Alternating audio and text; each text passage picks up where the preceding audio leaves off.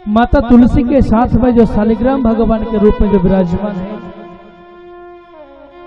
इन्हें इस कलिकाल में प्रत्यक्ष देव कहा गया है। इनकी प्राण प्रतिष्ठा नहीं होती और जो इनकी सेवा करता है रोज, उसके जीवन में धन से लेकर के, वैभव से लेकर के, यश से लेकर, पद प्रतिष्ठा से लेकर जीवन में कभी कोई कमी नहीं आती और मरने के बाद में वैकुंठ धाम की प्राप्ति कराती है। यह शालिग्राम भगवान की पूजन।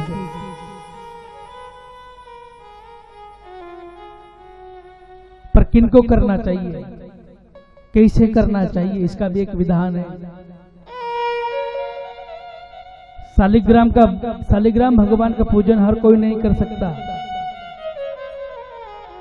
शालिग्राम भगवान का पूजन करने वाले भक्त को पूर्णतया शुद्ध होना चाहिए, स्वच्छ वस्त्र होना चाहिए, शुद्धता का पूरा ध्यान रख करके भगवान शालिग्राम का पूजन करना चाहिए। पूरी शुद्धता चाहिए भगवान को, शालिग्राम को, नहीं तो मत हाथ लगाओ। वैसे माताओं को निषेध बताया गया है। माताओं को शालिग्राम भगवान का पूजन करना निषेध है। कब तक निषेध है? जब तक सांसारिक धर्मों में हम प्रवृत्त होते हैं। हम सांसारिक धर्म से जब तक निवृत्त न हो जावे, पूर्णतया शुद्ध न हो जावे, जब तक शालिग्राम भगवान का पूजन नहीं कर सकते।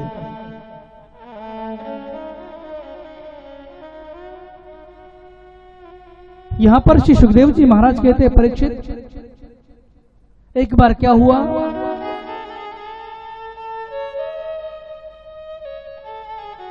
कि रुक्मणी जी और भगवान के विवाह होने के बाद भगवान ने गृहस्थाश्रम में प्रवेश किया। बड़े आनंद के साथ भगवान गृहस्थ में रहने लगे।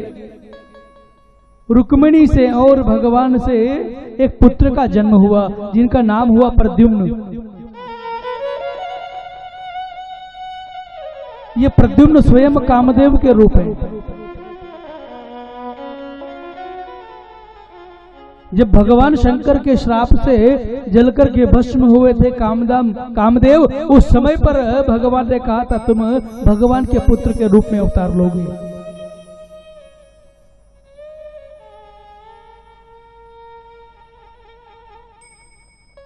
भगवान के पुत्र के रूप में प्रद्युम्न ने अवतार लिया, जन्म लिया। यहाँ पर सुखदेव जी महाराज कहते, शंबरासुर नाम का एक दैत्य राजा था। इस शंबरासुर को प्रद्युम्न से मृत्यु का भय था। शंबरासुर आया, 6 दिन के प्रद्युम्न को उठा करके ले गया। उसने भी यही प्रयास किया, प्रद्युम्न का वध कर दूंगा, मुझे कौन मारेगा। प्रद्युम्न को उठा करके ले गए, समुद्र में फेंक दिया। समुद्र में फेंक दिया, एक मछली निकल गई।